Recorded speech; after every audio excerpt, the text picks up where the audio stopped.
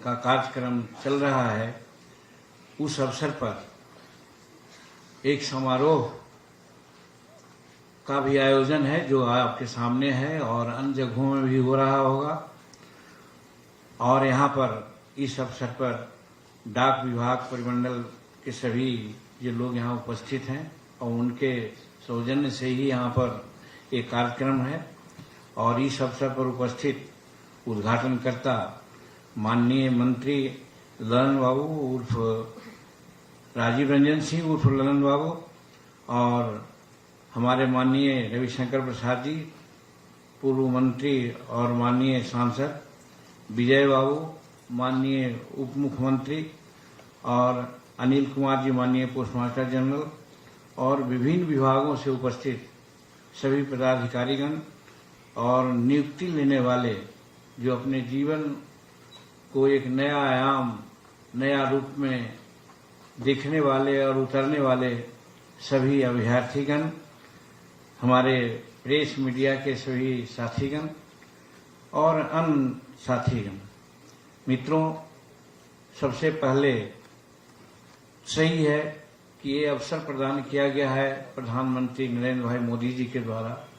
इसके लिए उनके प्रति हम आभार व्यक्त करें।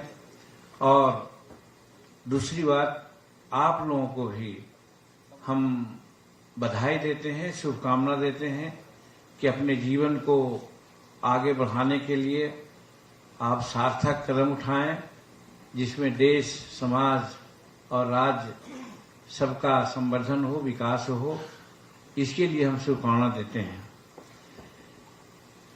भाइयों, जब बात आती है तो बहुत सारी बात रविशंकर बाबू ने भी की और विजय बाबू ने की, लेकिन पता नहीं हमारे दिमाग में कुछ दूसरी सोच बनती है और उस सोच के तहत हम आप लोगों को कहना चाहते हैं कि एक जमाना था जब भारत को लोग सोने की चिड़िया कहते थे और रामराज की बात तो आप लोग सुने होंगे। कोई बेरोजगार नहीं, कोई बीमार नहीं, सब कोई रहते थे।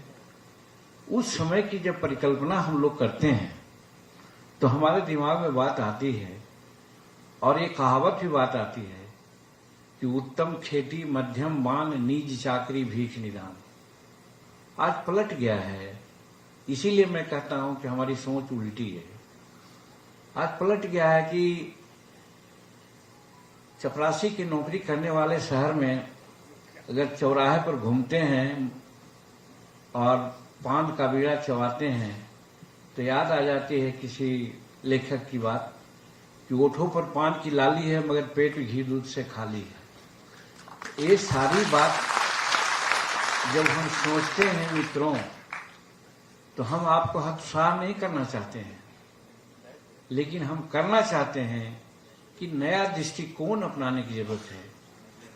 तब हम अपने देश को पुराने जमाने का समय में ले जा सकते हैं जब हम जगत गुरु कहला सकते हैं। और उस स्वप्न को माननीय प्रधानमंत्री जी ने भी देखने का काम किया है और तय किया है, जिसकी चर्चा रविशंकर बाबू ने की कि 2047 तक हिंदुस्तान संसार का अग्रणी देशों में एक होगा। ये स्वप्न है और जिस तरह से काम कर रहे हैं योजनाबद्ध, हम समझते हैं कि वह स्वप्न पूरा होगा। लेकिन अगर हम इसमें एक कड़ी और जोड़ दें कि हम तो नियोजित हुए ही, हमको तो नौकरी मिली ही, लेकिन हम गांव घर से कटे नहीं, हम 21वीं शताब्दी के इस चकाचौंध में नहीं पड़े जिसमें आज वायु प्रदूषण की बात हो रही है। आज अनेक प्रकार की बातों से हम लोग को जूझना पड़ रहा है और हम इसी ओर जा रहे हैं। पुरानी संस्कृति को भूल गए। आयुर्वेद और हमारे जो लोग पुराने चिकित्सा पद्धति के लोग जिस प्रकार से चिकित्सा करते थे और जिस प्रकार से खेती करते थे, आप जानते हैं, आप तो विद्वान हैं, कि अच्छा वातावरण के लिए कम से कम 33% हरित परित होना चाहिए, हरित पट्टी होनी चाहिए। लेकिन आज सरकार के हजार प्रयास के बाद भी कहीं 16% कहते हैं, कहीं 17% कहते हैं। तो कितनी दूरी तय करनी है हमको 33% हरित पट्टी लाने के लिए। और जब तक हरित पट्टी 33 नहीं होगी, हम स्वस्थ हवा नहीं ले सकते हैं। हमारे खान पान में जितना कंटेम्पलेशन है वो दूर नहीं हो सकता है। और यही कारण है कि मैं कहता हूं, आश्चर्य होगा, आप लोगों को बहुत कम सुनते होंगे, लेकिन मैं रिपीट करता हूं कि आज से 200 साल 300 साल पहले हमारे पूर्वज कहा करते थे, हम लोग कहीं बाहर पश्चिमी देश के नहीं हैं, जब छींकते थे तो कहते थे सत्तन जीवा, माने 100 साल जियो। आज हम कितना साल जीवित हो रहे हैं? एवरेज लॉन्गेविटी हमारी 70 साल है। तो कहाँ 100 साल हम जीते थे, आज 70 साल में आ गए। और इसी प्रकार से अगर 200-300 साल पहले की बात देखिए तो हमारी जो हाइट होती थी, हम 7 फीट हुआ करते थे, 75 जवान हुआ करते थे। आज हम कहाँ आ गए हैं? आज 5 फीट 5.5 फीट तक आ गए हैं। और अगर यही परिस्थिति बनी रही तो हम पढ़े हैं, आप लोग भी पढ़े होंगे कि 400 साल 1000 साल बाद लैंड ऑफ लिलीपुटियंस की स्थिति में हम लोग आ जाएंगे। हमारे 2.5 फीट 3 फीट के आदमी हो जाएंगे। तो इससे सतर्क होने के लिए, इसको मद्देनजर रखने के लिए हम तो नौकरी करें ही, हम अपना पेट तो पालें ही, लेकिन पर्यावरण को जरूर ध्यान में रखें। और पर्यावरण को अगर ध्यान में हम रखेंगे तो निश्चित है कि हमको गृहस्थी की ओर, खेती की ओर विशेष ध्यान देना होगा।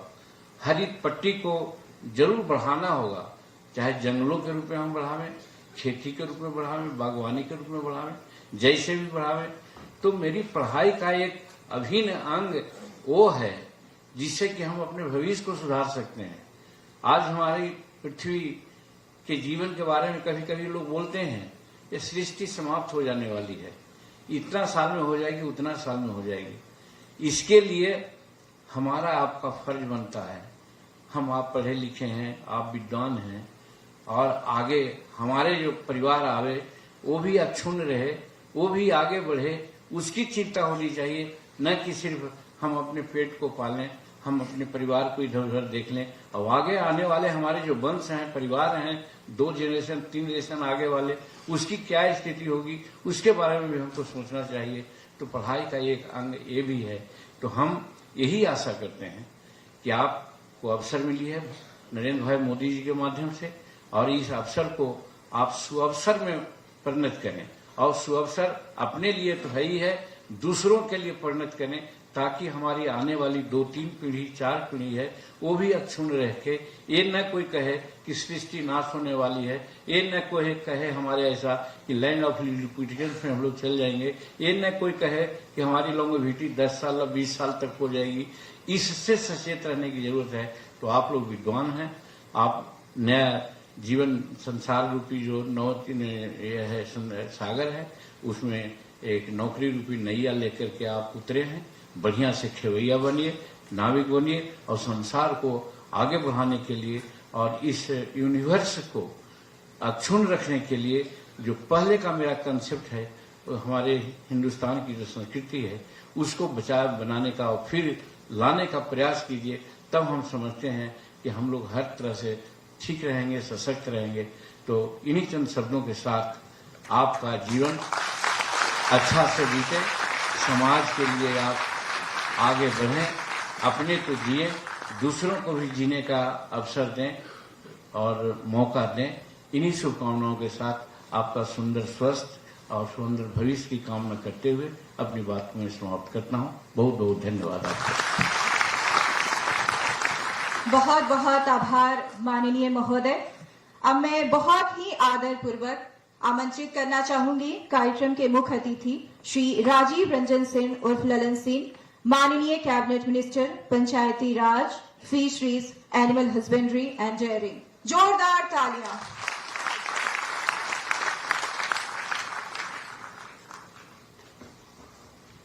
बिहार के पूर्व मुख्यमंत्री और भारत सरकार के माननीय मंत्री आदरणीय जीतन राम मांझी जी, यहाँ उपस्थित भारत सरकार के पूर्व मंत्री और पटना के सांसद और हमारे मित्र श्री रविशंकर प्रसाद जी, यहाँ के chief postmaster general Anil ji और इस सभागार में उपस्थित आप सभी बंधुओं, सबसे पहले तो हम जो 217 प्रदेश के बिहार के जो नए अभ्यर्थी हैं जिनको नियुक्ति पत्र आज दिया जाना है, उनको हम अपने सुखद जीवन के आगे के भविष्य के लिए उनको शुभकामना देते हैं और उसके साथ साथ चीफ पोस्टमास्टर जनरल अनिल बाबू को इस सफल कार्यक्रम के आयोजन के लिए बधाई देते हैं। साथियों, आज आदरणीय प्रधानमंत्री जी पूरे देश में 51,000 लोगों को नियुक्ति पत्र बांटे हैं और बिहार के 217 लोग हैं, उसमें सबसे ज्यादा लोग डिपार्टमेंट ऑफ पोस्ट के 74 लोग हैं और कई विभागों के लोग हैं। एसएसपी में 67 लोग हैं, सीआरपीएफ में हैं, माइंस में हैं, तो कई विभागों में 217 लोग हैं। अब आज से आपका एक नया जीवन शुरू हो रहा है। हमको उम्मीद है कि आप अपने नया जीवन की शुरुआत आज से करेंगे। इस देश को आत्मनिर्भर भारत बनाने का आदरणीय प्रधानमंत्री जी का जो संकल्प है, उस संकल्प के साथ आप आगे बढ़ेंगे, यही हम आपसे आग्रह और अपील करते हैं। आदरणीय प्रधानमंत्री जी ने कई रोजगार सृजन के कई कार्यक्रम चलाए और आदरणीय प्रधानमंत्री जी का जो आज रोजगार मेला या जो कई कार्यक्रम है भारत सरकार के, अलग अलग कार्यक्रम, उसका नाम उन्होंने नामकरण किया है युवा ऊर्जा से विकसित भारत। इसलिए कि आदरणीय प्रधानमंत्री जी का ये मानना है कि देश का भविष्य युवाओं के साथ है और जैसा भी रविशंकर प्रसाद जी बता रहे थे कि रोजगार के कई पहलू, कई आयाम, सिर्फ सरकारी नौकरी पाना रोजगार नहीं, कई क्षेत्रों में आप रोजगार के अवसर तलाश सकते और उसमें जो सबसे बड़ी जिम्मेवारी है वो आदरणीय जीतन राम मांझी जी, इनका जो विभाग है, मंत्रालय है, वो स्टार्टअप्स को प्रोत्साहित करता है। आदरणीय प्रधानमंत्री जी ने तो उसके बाद सरकारी नौकरियां तो एक सीमित होती है और उस सीमित नौकरी में भी प्रधानमंत्री जी ने एक पारदर्शी तरीका बनाया।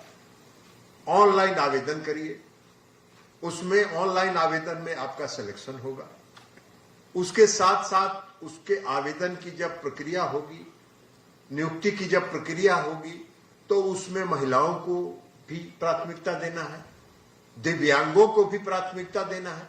तो आदरणीय प्रधानमंत्री जी की नजर समाज के हर वर्ग की तरफ है, हर तबके की तरफ है। लेकिन जो सबसे बड़ा चीज है कि आप आत्मनिर्भर बनाने का जो बार बार जो आदरणीय प्रधानमंत्री जी कहते हैं कि आत्मनिर्भर भारत बने। जो अभी एक उदाहरण रविशंकर जी दे रहे थे कि मोबाइल का, पहले पूरा मोबाइल यहां आयात होता था, अब हम यहां से निर्यात कर। अभी रविशंकर जी बता रहे थे कि आईफोन के कई यूनिट्स यहां उन्होंने लाया, दूसरे देशों से यहां लाया। तो इस तरह आज हम आत्मनिर्भर बने हैं मोबाइल के प्रोडक्शन, उसके उत्पादन। तो उसी तरह और भी कई क्षेत्र हैं, हर क्षेत्र में स्टार्टअप्स को विकसित किया जाता है। अभी आपने देखा कि इस वर्ष का जो वित्त मंत्री, माननीय वित्त मंत्री जी का जो भाषण था, माननीय वित्त मंत्री जी ने अपने भाषण में ये कहा कि हम जो स्किल्ड नौजवान हैं उनको इंटर्नशिप, बड़े बड़े प्राइवेट कंपनियों में इंटर्नशिप की योजना में प्रारंभ कर रहे हैं और उसकी प्रक्रिया चल रही। तो आज के नौजवान, जो पढ़े लिखे नौजवान हैं, रोजगार की तलाश में है, उनका सिलेक्शन भी पारदर्शी तरीके से अगर इंटर्नशिप में होगा और इंटर्नशिप करने के बाद जो आपका कौशल विकसित होगा, उस कौशल विकसित होने के बाद आप किसी भी क्षेत्र में जाएंगे, आप उज्जवल भविष्य आपका बना रहेगा। आप दिन दुगना रात चौगुना की दृष्टि से आप वहां आगे बढ़ने का काम करें। तो ये है आदरणीय प्रधानमंत्री जी का आत्मनिर्भर भारत। कई मामलों में उन्होंने कहा कि कई चीज हम निर्यात करते हैं, आयात करते हैं। आयात को जितना सीमित किया जा सके, आयात को जितना कम किया जा सके, ये आदरणीय प्रधानमंत्री जी का संकल्प है। और इसलिए हर क्षेत्र में, वो चाहे डिफेंस का क्षेत्र हो, चाहे वो अन्य उद्योगों में हो, जो हम सामान आज विदेशों से यहां आता है, उन सामानों का जो प्रोडक्शन है, जो उसका यहां उद्योग स्थापित हो, नए स्टार्टअप्स, नए नौजवान स्टार्टअप्स के माध्यम से उन उद्योगों को खोलें और उसके माध्यम से उसका प्रोडक्शन करें, और तब हम आत्मनिर्भर भारत बने। तो इसलिए आदरणीय प्रधानमंत्री जी आत्मनिर्भर भारत पर जोर देते हैं। और जब आत्मनिर्भर भारत होगा तभी विकसित भारत की हम कल्पना कर सकते हैं। तो इसलिए आत्मनिर्भर भारत, विकसित भारत के पहले हमको आत्मनिर्भर भारत बनना। तो इसलिए आत्मनिर्भर, आज कौशल विकास के कई केंद्र चल रहे हैं, पूरे देश में कौशल विकास के चल रहे हैं। आदरणीय प्रधानमंत्री जी ने कौशल विकास के लिए एक अलग मंत्रालय बनाया, और उस मंत्रालय के माध्यम से नौजवानों का कौशल विकसित किया जाता है। और जब आपका कौशल विकसित हो जाएगा, जब आप कौशल विकसित करेंगे, तो आप कहीं भी जाएंगे तो आपको रोजगार मिल जाएगा, आपको नौकरी मिल जाएगी। तो इसलिए हर सरकारी नौकरी ही रोजगार का एक आधार नहीं होता है। रोजगार का मतलब होता है आत्मनिर्भर बनना, सेल्फ डिपेंडेंट होना, और अपने परिवार को, अपने भरण पोषण के काम को आगे बढ़ो। अब बिहार में डबल इंजन की सरकार है। आप लोगों ने देखा बिहार के इसमें सभी लोग हैं। आप लोगों ने देखा कि बिहार में पिछले कई महीनों के दौरान 2,25,000, लगभग 2,25,000 शिक्षकों की नियुक्ति हुई। 1240, अभी कुछ दिन पहले मुख्यमंत्री जी ने दिया, यहां 1240 लोगों को बिहार पुलिस सेवा में नियुक्ति पत्र उन्होंने बांटने का काम किया। तो ये जो विकसित हो रहा है, और अभी भी शिक्षक की बहाली के और भी प्रक्रिया चल रही है, और आने वाले समय में और लाखों से ज्यादा शिक्षक की बहाली होगी। तो देश के प्रधानमंत्री आदरणीय नरेंद्र मोदी जी इस देश को आत्मनिर्भर बनाने के लिए, रोजगार पैदा करने के लिए स्टार्टअप्स के माध्यम से, कौशल विकास के माध्यम से नौजवानों का कौशल विकसित कर रहे हैं। और बिहार के मुख्यमंत्री नीतीश कुमार जी, जो एनडीए के नेता हैं, यहां एनडीए की सरकार बिहार में नई नियुक्तियां बांट रही। अभी 12 लाख और चुनाव 2025 में होना है। 2025 के चुनाव के पहले आदरणीय मुख्यमंत्री नीतीश कुमार जी का लक्ष्य है कि हम 12 लाख लोगों को रोजगार देंगे यहां सरकारी नौकरियों को। तो ये लक्ष्य, ये रोजगार के प्रति समर्पण है, ये रोजगार के प्रति प्रतिबद्धता है, और उस प्रतिबद्धता के बल पर हम आज रोजगार सृजन कर रहे हैं। देश में आदरणीय प्रधानमंत्री नरेंद्र मोदी जी आज 40 केंद्रों पर 51,000 लोगों को नियुक्ति पत्र बांटा जा रहा है। तो एक तरफ आदरणीय प्रधानमंत्री नरेंद्र मोदी जी वहां कर रहे हैं, और बिहार की जो एनडीए की सरकार है, डबल इंजन की जो सरकार है, वो बिहार में रोजगार सृजित कर रही है। ये सबसे बड़ी। और कुछ लोगों की तो आदत होती है, कुछ लोगों की आदत होती है, देखिए, काम करना और काम नहीं करना के साथ साथ बात बना, यह भी कुछ लोगों की आदत होती है। तो एक तरफ प्रधानमंत्री आदरणीय नरेंद्र मोदी जी काम कर रहे हैं, देश में काम कर रहे हैं। हमारा एक विभाग है अकेले, जो फिशरी है, आपको मालूम नहीं है। आज आदरणीय प्रधानमंत्री नरेंद्र मोदी जी ने 2019 में फिशरी, मत्स्य पालन और पशुपालन, डेयरी विभाग को अलग किया कृषि मंत्रालय से। आज उसका परिणाम है कि हम पशु के क्षेत्र में, पशुधन के क्षेत्र में, पूरे दूध उत्पादन में आज हम दुनिया में 1 नंबर पर हैं, दुनिया में 1 नंबर पर। प्रति व्यक्ति दूध का खपत आज हम दुनिया में 1 नंबर पर है। देश में, हमारे देश में 459 ग्राम प्रति व्यक्ति दूध के खपत का उत्पादन आज हम कर रहे हैं। मत्स्य पालन के क्षेत्र में, मछली पालन के क्षेत्र में हम आज विश्व में दूसरे स्थान पर हैं। ये आदरणीय प्रधानमंत्री नरेंद्र मोदी जी का संकल्प था। और आपको आश्चर्य होगा ये जान के